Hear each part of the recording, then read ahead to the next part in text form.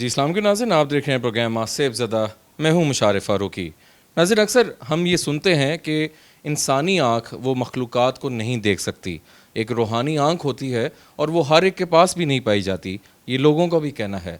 हम ऐसे अगर जगहों पे जाते हैं तो वहाँ पे अगर कोई आलिम या कोई रूहानी स्कॉलर हमारे साथ मौजूद होता है तो वो चीज़ें देख पाते हैं और उनका कहना होता है कि अल्लाह ताला ने हमें कोई रूहानी आँख दी है।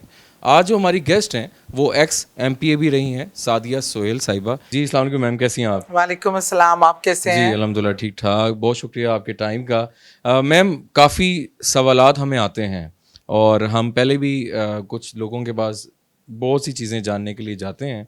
आज हम आपके पास मौजूद हैं और आप थोड़े से अपने एक्सपीरियंसेस हमें बताइएगा कि कैसे ये हॉरर और बाकी मामलात जो आप देख पाती हैं उसमें ज़रा वजाहत कीजिएगा। बहुत शुक्रिया।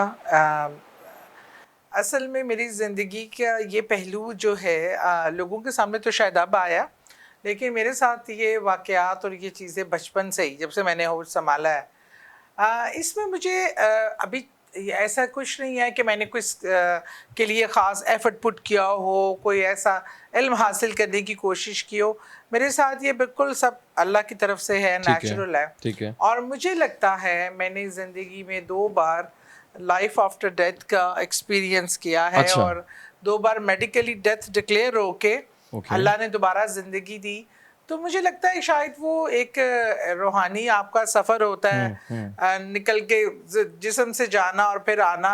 अच्छा, इसमें आपका वो जो इंटरनल आई होती है ना, राइट। वो ज़्यादा ओपन अप हो जाती है अच्छा। और होती अच्छा हर इंसान के अंदर है। अच्छा, हर इंसान में होती लेकिन है? बिल्कुल, लेकिन ओके। उसकी ये होता है कि कोई उसको 20% यूज़ कर पाता है, कोई 10%, कोई ठीक है। 30। हुँ, अब कम लोग होते हैं कि जो 40 से अबव देख सकते हैं, ठीक है। फिर वो काफ़ी कुछ देख सकते हैं। ओके, तो ठीक है। इसलिए मुझे लगता है कि मेरे वो एक्सपीरियंसेस शायद हेल्प हुआ हो। दूसरा, मेरी दादी जो थीं, ठीक है, उनमें ये खसूसियात काफ़ी थी ठीक है। और फैमिली में उनके एक ही बेटे थे, 9 बेटियां और 1 बेटा। Okay, okay. और अब्बू में भी चीज़ें थीं, हुँ, लेकिन बहुत ज़्यादा तादाद में जो पूरा पूरे में समझें कि आबो-ताब के साथ ठीक है। शायद मेरे अंदर ट्रांसफ़र हुई। ओके, सब ओके, सब ठीक है, बच्चों में से ठीक है, ठीक हम है, 6 बहन-भाई हैं, ठीक है। लेकिन सबसे ज़्यादा आप ये पे चीज़ मेरे अच्छा मैम, पास। जो लाइफ़ आफ्टर डेथ की बात होती है और ये तो बड़ी मतलब अगर इस बारे में सोचा जाए तो डेफ़िनेटली एक तो रियलिटी तो है कि हर बंदे ने इस दुनिया से जाना है। लेकिन डेथ को इतनी करीब से अगर आपने देखा है, तो उसका ज़रा एक्सपीरियंस बताइए? अच्छा, पहला जो हुआ उसमें मेरी मेमोरीज़ इस तरह नहीं है, क्योंकि पहले उस वक़्त मेरी उम्र छोटी थी। ओके, 7-8 साल की थी और अपेंडिक्स फट के ओके। 72 आवर्स मतलब ओह! पटी रही वो पूरा। 2 हॉस्पिटल्स ने ठीक है। मुझे डेथ डिक्लेयर कर दिया। Okay, okay. उसमें ये है कि पूरी फैमिली इकट्ठी, मेरे वालिद साहब हुँ, उस हुँ, टाइम हुँ। कराची में थे। ठीक है। तो यहाँ पे पूरी फैमिली मतलब जनाजे की तैयारियां थी ओहो! सारी, सिर्फ अब्बू का वेट हो रहा था। ठीक है। अच्छा, अब्बू आए हैं, अब्बू ने मुझे चारपाई पे पड़े देखा है और उस हुँ, टाइम मैं बिल्कुल लाश की तरह फूल चुकी थी, ओके। क्योंकि जहर फैल गया था ओह! जिस्म में। ओह! जो ओह! डॉक्टर मेडिकल फील्ड से राइट, हैं राइट। वो जानते हैं कि, और मैं बिल्कुल ग्रीन कलर में एक मतलब जहर फैलने की वजह से फेस कलर और ठीक है। बॉडी शेप बदल चुकी थी बिल्कुल। उस समय मैं छोटी सी बच्ची थी, पतली जी, दुबली सी, लेकिन वो बिल्कुल फूल के पानी जिसम में जहर की तरह फैल चुका हुआ था। तो अब्बू आए, अब्बू ने मुझे उठा के भाग गया।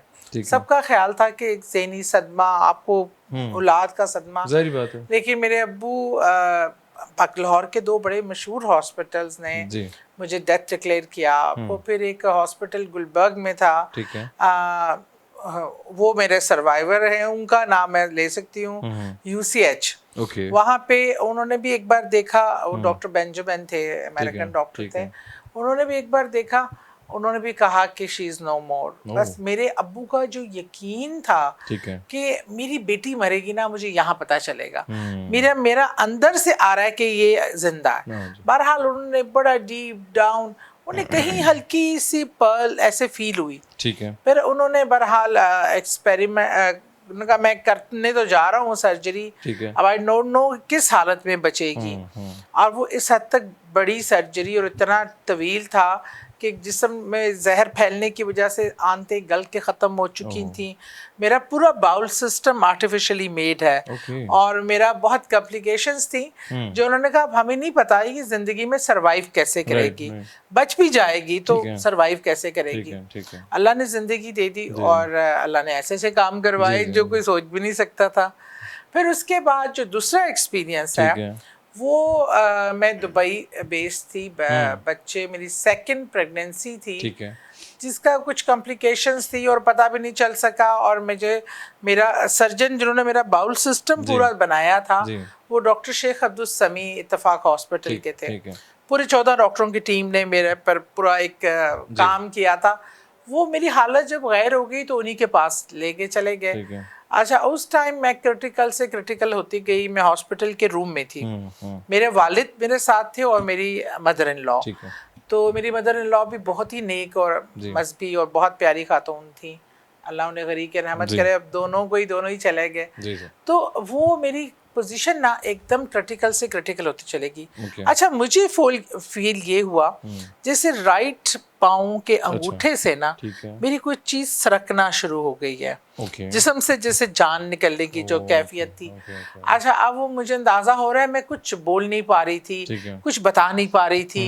अब मुझे लग रहा था कि ये मैं आई एम गोइंग। और ये जब ये सिलसिला यहाँ तक पहुँचा ना तो जिस तरह बहुत सारे जहाज इकट्ठे चल पड़ते हैं और इंजन स्टार्ट हो जाते हैं उस तरह की आवाज़ें मुझे आ रही थी। फिर एकदम से कोई प्रेशर से कोई चीज़ ना मेरे अंदर से निकल गई। अच्छा, उसके बाद अब कमरा जैसे ये है, मैं सामने बेड पे लेटी हूँ। अब मैं कमरे की छत से खुद को देख रही थी और मेरे अब्बू भागे गए हैं, डॉक्टर्स आए हैं और डॉक्टर मुझे पंप कर रहे हैं, मेरी को पल्स ले रहा है। जब मैंने देखा ना सिनेरियो तो मैंने कहा इसका मतलब है कि I am no more, I am gone, मैं ख़त्म हो गई हूँ। फिर मेरा बेटा अलीशान उस टाइम बहुत छोटा था, 2.25 साल का था। मैंने कहा अल्लाह ताला मुझे तो वापस जाना है। अब मुझे नहीं पता कि मुझे इस डायरेक्शन में हूँ, मेरा चेहरा यूं देख रहा है और मेरी बॉडी हवा में मुअल्लक जैसे फ्लोट करती है ना। और मतलब जो मुझे फील हो रहा था कि मैं फ्लोट कर रही हूँ, बॉडी तो सामने थी और मुझे लग रहा था मेरे साथ कोई है।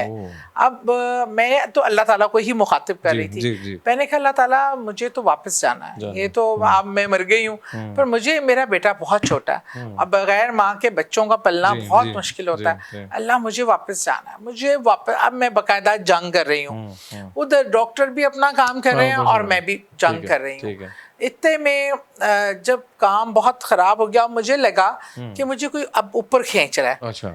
और मैंने उस टाइम पूरा जोर लगा कि नहीं अल्लाह ताला मुझे वापस जाना। ठीक है। इस तरह मैं पूरा जैसे जोर लगाया।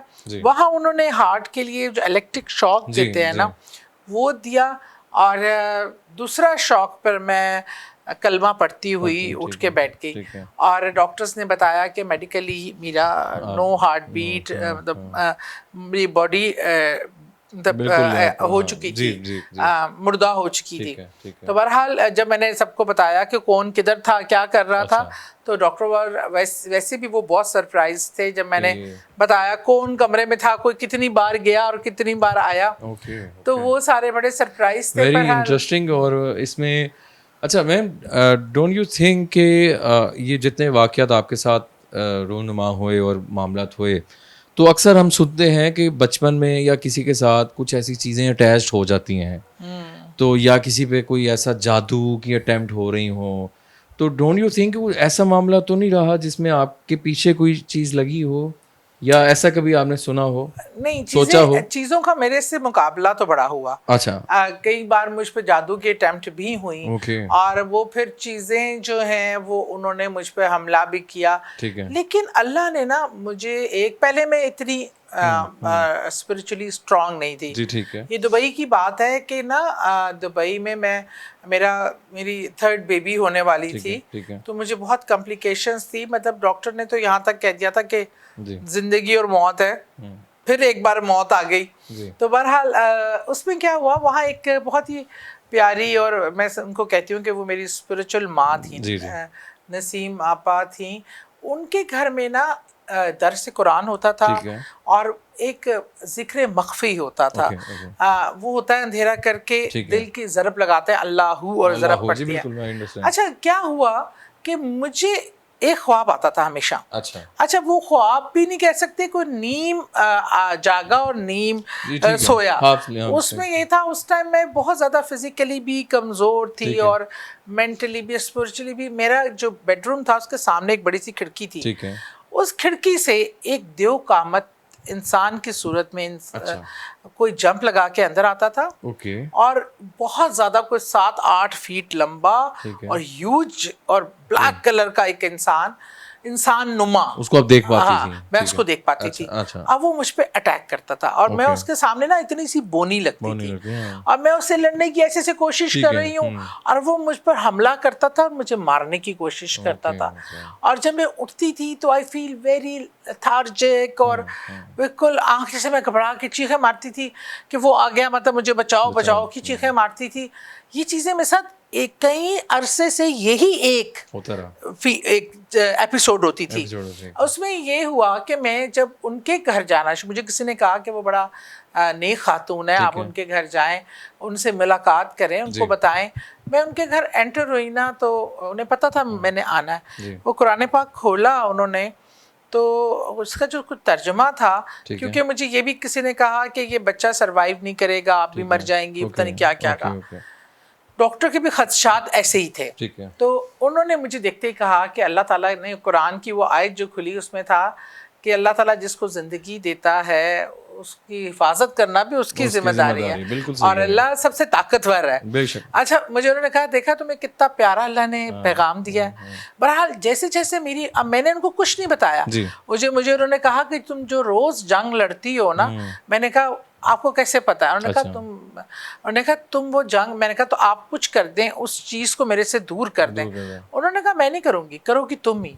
मैंने तुम्हें सिर्फ स्पिरिचुअली स्ट्रांग करना, ये जंग तुम्हें ही लड़नी है। क्योंकि वो अफरीत जो था वो अफरीत था कोई, और वो तुम्हारे पीछे है, वो तुम्हें मारना चाहता है। उसको असल में कई लोग जादू और उससे ये मुकर्रर भी कर देते हैं आप पे। जैसे हम किराए के कातिल हायर करते हैं ना, अफरीत मुक्कलीन इस तरह हायर किए जाते हैं। अच्छा, अब वो उन्होंने कहा अच्छा, मैं कहा मैं कैसे कर सकती हूँ इतने बड़े अफरीत से मुकाबला, कि तुम ही करोगी। अच्छा, अब क्या हुआ, वहाँ जाने से हफ्ते में 2 बार मैं जाती थी, जिक्र अल्लाह का सुनना, एक रूहानी मजबूती महसूस होने लगी। फिर क्या हुआ, अब वो आता था और मुझसे लड़ता था और मैं ना खुद को थोड़ा कदावर समझना होना शुरू हो गई। हाँ, इस दौरान अल्लाह ने मुझे बेटी की नेमत से नवाजा और अल्लाह ने बिल्कुल वो जो इतना क्रिटिकल केस था बहुत ही आसानी से हो गया। और मैंने अपना, अब यकीन माने, मैं पूरी प्रेगनेंसी में मैं सोती नहीं थी, अपने बच्चों को देखती रहती थी कि मैं दोबारा कभी नहीं देख सकूंगी, पता नहीं क्या होगा। तो बहरहाल अल्लाह के कलाम से और अल्लाह पे यकीन से वो क्या हुआ, जब मैंने बेटी मेरी पैदा हो गई, बेटी मेरे पास सोई हुई थी। अब जो उस अफरीत ने हमला किया तो उसने क्या किया कि उसको लगा कि मैं स्ट्रांग हो गई हूँ पहले से, उसने मेरी बेटी पे अटैक किया और उसने मेरी बेटी को ऐसे मारने की, उसका एक हाथ इधर था। भाई मैं जानती हूँ वो अल्लाह का कोई मौजज़ा, या अल्लाह ने माँ को एक ताकत दी है। मैं कहती हूँ मैंने एक हाथ से उस अफरीद का गला ऐसे पकड़ा। अच्छा। और एक हाथ से बच्ची को प्रोटेक्शन कर रही थी और वो इतना 8 फुट और मेरा हाथ आसानी से उसके गले तक पहुंच गया। और मैं अल्लाह अकबर के नारे लगाई जा रही थी और मैंने उसका गला दबा के उसे मार दिया। मतलब वो मर के गिर गया और स्याह और फिर राख हो गया। तो और अल्लाह के फजल से अब इवन मेरे हस्बैंड घबरा के उठ गए, तुम ये क्या कर रही हो, क्या हो रहा है, तुम क्या, एक हाथ तुमने ऐसे हवा में था और इस तरह। तो वो बहरहाल अल्लाह ने वो एक मुझे, और उसके बाद फिर दोबारा ज़िंदगी में बिल्कुल ये हम लोग भी अक्सर ये जिक्र करते हैं कि हम अपने आप को अगर स्ट्रॉन्ग रखें और हमारे पास कुरान है, आयतें हैं, तो उनसे बढ़ के कुछ भी नहीं है। बेशक अगर हम जितना अपने आप को डाउन करेंगे, डरेंगे, वो चीज उतनी हावी होगी। अल्लाह ने सबसे ताकतवर मखलूक इंसान को बनाया। बिल्कुल बिल्कुल, अशरफुल मखलूकात से वो खुद भी डरते हैं। वो खुद भी अगर हम लोग ज्यादा उसको करेंगे तो वो और अटैक करते हैं। तो बड़ी इन्होंने इस हवाले से अच्छी बात की है। अच्छा मैम, आपके घर पे आप कह रही थी कि कुछ आपको महसूस होता है, देख भी पाती हैं, कुछ बताइएगा उस हवाले से। मेरे घर पे बहुत सारे वाक़यात हुए ठीक है। और होते रहते हैं ठीक और है। मतलब रेगुलर एक फीचर है। हाँ, हाँ। और इसमें पता है क्या होता है, असल में शायद ऐसा नहीं है कि मेरे घर में कुछ ऐसी चीजें ठीक कि है। मतलब कोई घर स्पेशल है, हाँ। ऐसा नहीं है, हर एक के इर्द गिर्द ऐसा होता है। लेकिन चूंकि मैं देख सकती हूँ राइट, तो राइट। मुझे तो नजर आ रहा होता है ठीक वो है। ये मखलूक तादाद में हमसे ज्यादा है। बिल्कुल जी, आपके बिल्कुल। घर में भी कोई आपके पहलू में बिल्कुल। बैठा है, आपको नहीं पता नहीं पता होगा। होता, नहीं पता अच्छा, होता। इसमें जो होते हैं कुछ प्रॉब्लम नहीं करते, हाँ। कुछ प्रॉब्लम करते तंग हैं, करने अपनी लग जाते मौजूदगी हैं, का एहसास एहसास दिलाते करते हैं, हैं, exactly। या उस एरिया में पहले से रह रहे होते हैं और वो उनको नाराज होते हैं कि जी ये क्यों आ ये गए क्यों आ गए? जबरदस्ती के मेहमान, एग्जैक्टली। तो वो रिएक्ट करते हैं। बिल्कुल ठीक अच्छा, है। इसमें बहरहाल मैं आपको अपने अपने देवर का भी इंडोनेशिया का वाकया जी सुनाऊंगी, बताएं, वो तो बताएं, बड़ा ही बताएं। खौफनाक है। बताएं, बताएं, अच्छा, बताएं। उसमें इससे पहले मैं अपने घर का बताऊं। जी, जी, जी। मेरे देवर इंडोनेशिया बेस्ड ठीक है, हैं ठीक और है। वहाँ पे उनकी रिहाइश है। जी। तो अच्छा, इंडोनेशिया में एक ट्रेंड है कि वहाँ 3-4 मेड्स तो आपके पास हर वक्त होती हैं, होते हैं, जो ठीक है। 24/7 आपके घर रहती हैं। ठीक है। और बड़ी बेचारी हम्बल और काम करने जी, वाली। जी। मेरे देवर देवरानी और बच्चे घर पे रह रहे थे, तो उनकी एक मेड कुछ थोड़ा सा ना वियर्ड ओके। मतलब करने लगी बिहेव। अच्छा।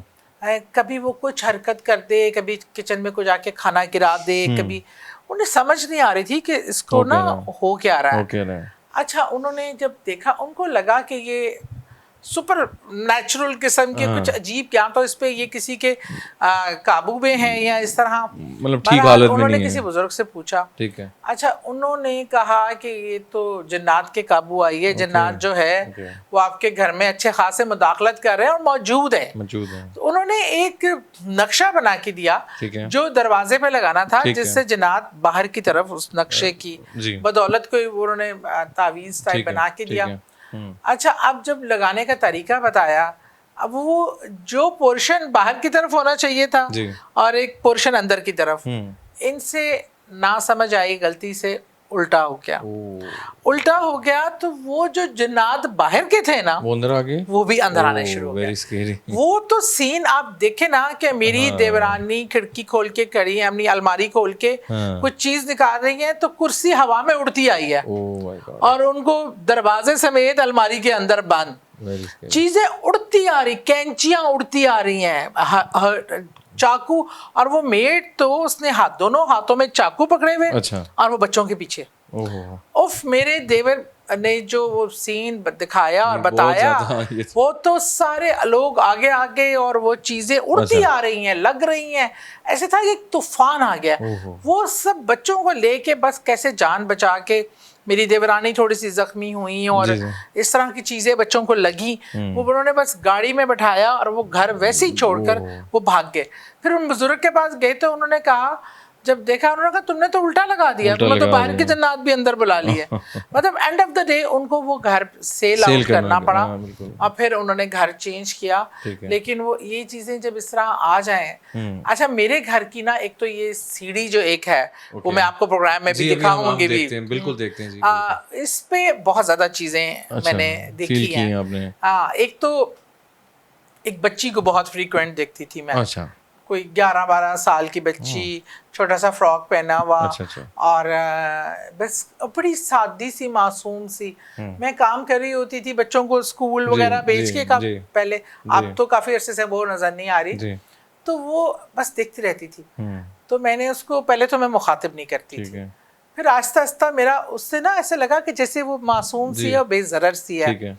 फिर मैंने उसे ना ऐसे मुखातिब करना, क्या खड़ी देख रही हो, क्या करना है, क्या चाह रही हो, बात करनी है मेरे से, तो वो बस खामोश देखती रहती थी। लेकिन इन चीज़ों को होता है, इनको बोलना नहीं पड़ता, ये ना मैसेज ट्रांसफर करते हैं।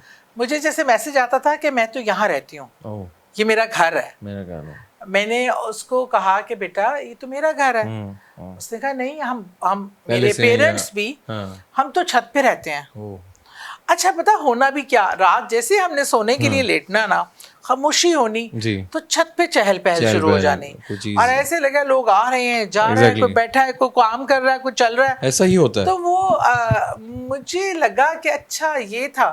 फिर मैंने एक दफ़ा इस तरह देखा भी, तो फिर मैंने एक बार छत पे छुप के देखा, तो पूरी एक इवेंट चल रहा था। Okay. खाने पक रहे थे, दावतें हो रही थी, खाने खिलाए जा रहे थे। okay. वो अजीब किस्म की कोई मखलूक थी। ये फैमिली जो है ना कुछ अर्सा रहने के बाद ठीक है। यहाँ से चली गई थी, इसलिए कि एक तो ये गैर मुस्लिम फैमिली थी लेकिन नुकसान कोई नहीं देती नुकसान नहीं थी। देती थी, ठीक लेकिन इनके अंदर ना अच्छा जो इनकी फीलिंग्स होती है ना वो जहाँ पे ये रहते हैं वो पूरी जगह पे फैल जाती फैल जाती हैं। मायूस हैं तो मायूसी फैला देंगे, खुश हैं तो खुशी फैला देंगे, और अगर शरारती हैं नुकसान पहुंचाने वाले तो फिर बहुत ज्यादा इवेंट ऐसे होते हैं। तो ये फैमिली तो चली गई, लेकिन उसके बाद मैंने बड़ी बड़ी चीजें देखी। एक तो मैं बड़ा मजे का वाक़या, जी बताएं। वो तो उसमें तो मेरी एक फ्रेंड भी मेरे साथ गवाह है इस चीज की। अच्छा।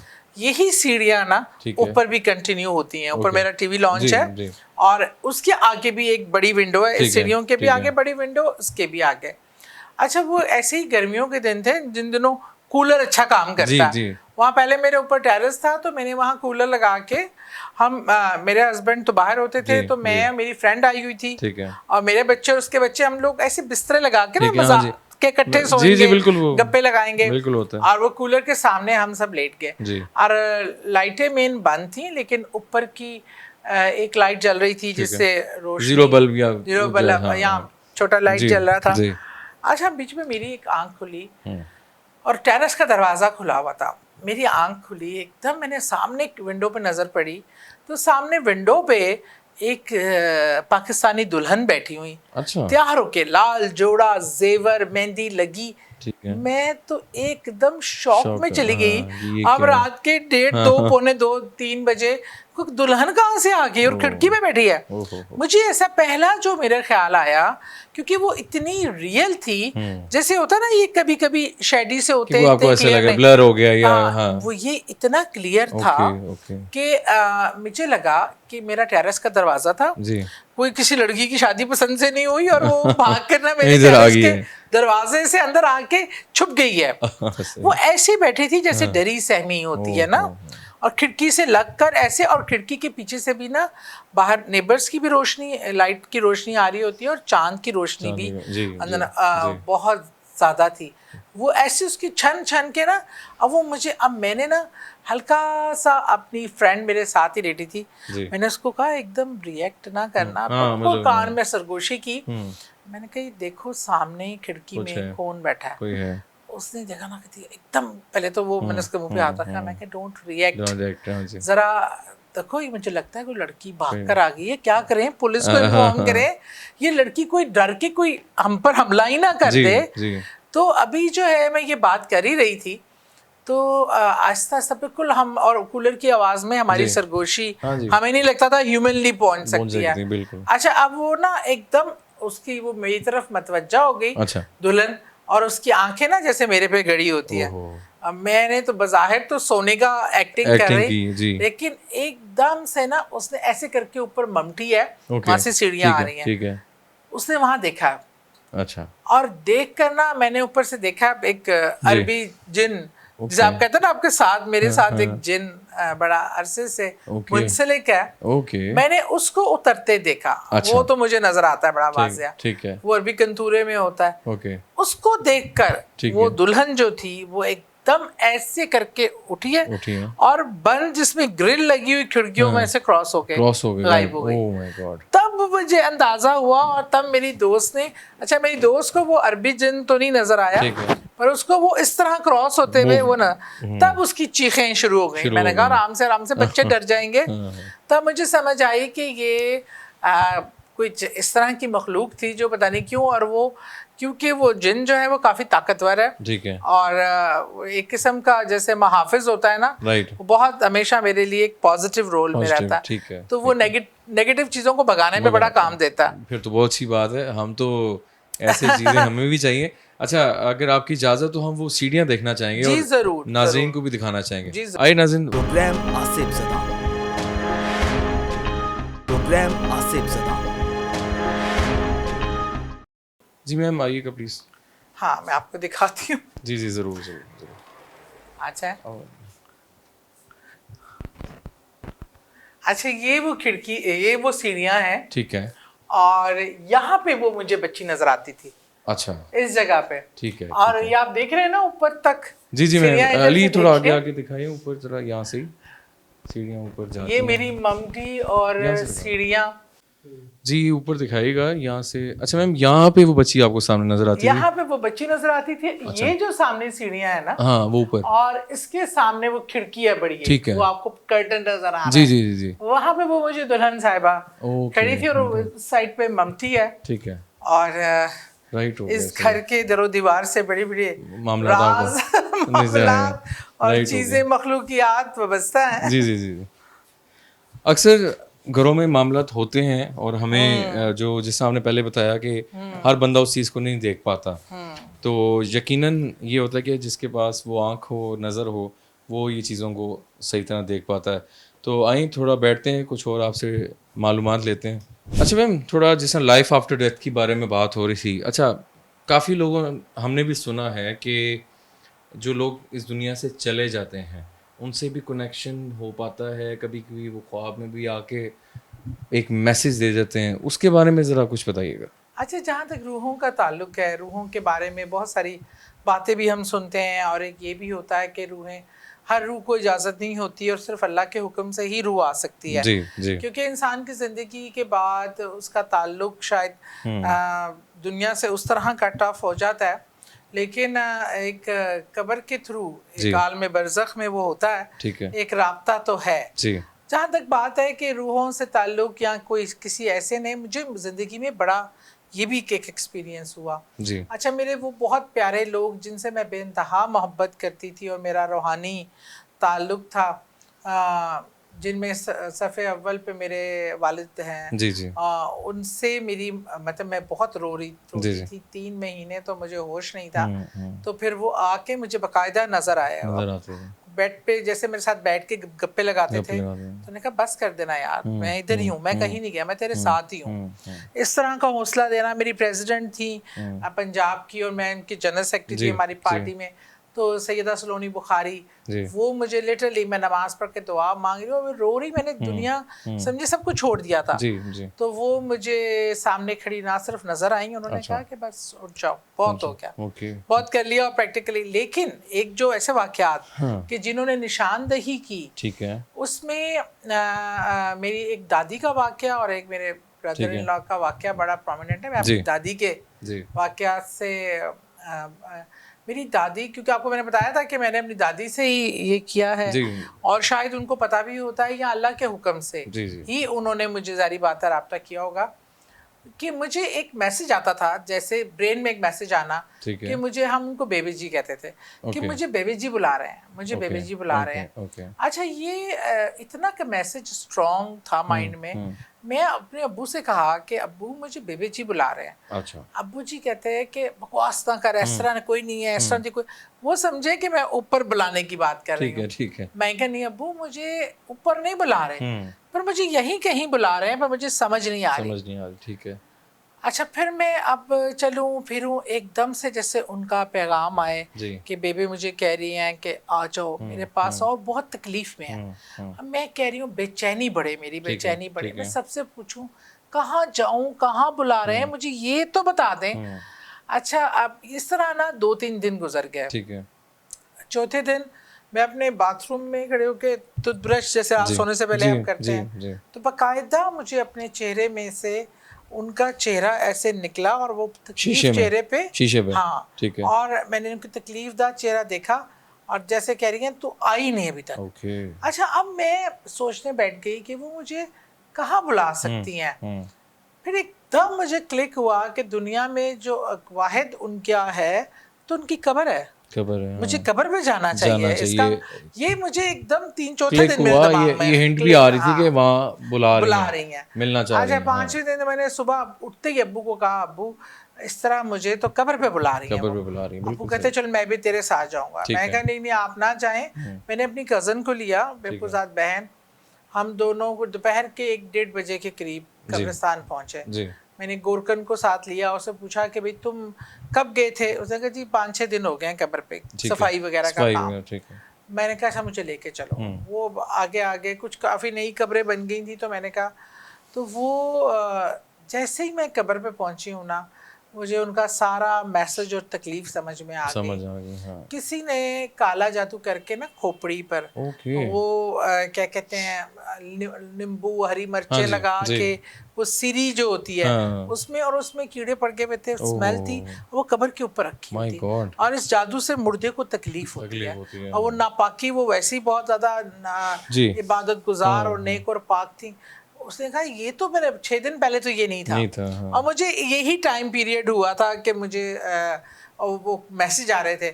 अच्छा, मैंने फ़ौरन वहाँ से उसने लिफाफे में डाला, मैंने कब्र को गौसल दिया, वहाँ पौधे लगवाए और दुआ की। जी। अब मैं ना पूरे कब्रिस्तान के टूर पे निकल ठीक पड़ी। है, ठीक है। अब यकीन माने 35 कब्रों पे से मैंने ये टोटका उठाया। Oh my God. उठाती थी, गुसल देती थी, वहाँ ग्रीन टैनी लगाती थी, फातिहा पढ़ती बात थी, है। और रात 2 बजे मैं वापस आई हूँ, इतने थे कीचड़ में धंसी हुई, क्योंकि वो एक किस्म का सिर्फ उनके लिए बुलावा नहीं था। सब, हाँ, वो काफी। जितने मुर्दे इस तरह के जी। तकलीफ में थे जिन पे ये अमलियात किया जाता है, बहुत कब्रिस्तानों ज़्यादा, में बहुत अमलियात वेरी होती हैं। अनफॉर्चुनेटली ये मैम कब्रिस्तानों में आजकल बहुत ज़्यादा ये हो गया है, कब्रिस्तानों में नशई जाना। जा रहे हाँ। हैं, अल्लाह ना करे कोई गैर कानूनी काम, बिल्कुल। और इस तरह की चीज़ें। और बल्कि अब्बू की कब्र पे मैं ऑलमोस्ट डेली जाती हूँ। ठीक है।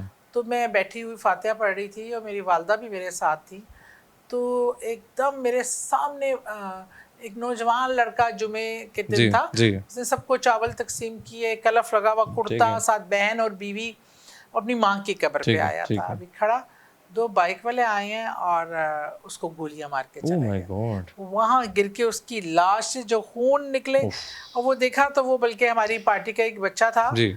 वो मैं उसको जानती हूँ, तो पुलिस आ गई। लेकिन कब्रिस्तान जो ऐसी जगह है जो हमारे लिए निशान इबरत है, बिल्कुल जी, कि हम बिल्कुल। सब ने वहाँ जाना जाना है। है। लोग सबक लेने के बजाय वो यहाँ जादू पे के लिए इस्तेमाल करते एग्जैक्टली, हैं, एग्जैक्टली। क्राइम्स के लिए बहुत इस्तेमाल ज़्यादा, करते बहुत हैं। ज़्यादा हो रहा है। तो मैम बहुत शुक्रिया आपके कीमती टाइम का, और इंशाल्लाह हम आगे भी आपसे ज़रूर ये हम प्रोग्राम। वाक़यात तो इतने हैं जी, कि जी। पॉसिबल ज़रूर हमें इंशाल्लाह नाज़रीन आप भी ज़रूर फीडबैक हमें ज़रूर दीजिएगा, और इंशाल्लाह आपको हम प्रोग्राम में भी साथ लेके ज़रूर, चलेंगे, ऐसी लोकेशंस पे भी आपकी भी हेल्प ज़रूर। लोगे। ज़रूर, ज़रूर। तो नाज़रीन आई होप आज का प्रोग्राम आपको बहुत इन्फॉर्मेटिव भी लगा होगा, और जो मैडम के जो वाक़यात थे वो आपने ज़रूर सुने होंगे। अपने फीडबैक से मुझे ज़रूर आगाह कीजिएगा। अगर आपके में भी कोई ऐसी जगह है या कुछ ऐसे मामलात आपके साथ हैं, तो हमारा व्हाट्सएप नंबर आप लोगों की स्क्रीन पे है। तो अभी तक के लिए मुशारिफ फ़ारूकी को दीजिए इजाज़त। अल्लाह हाफ़िज़। प्रोग्राम आसिफ ज़दा।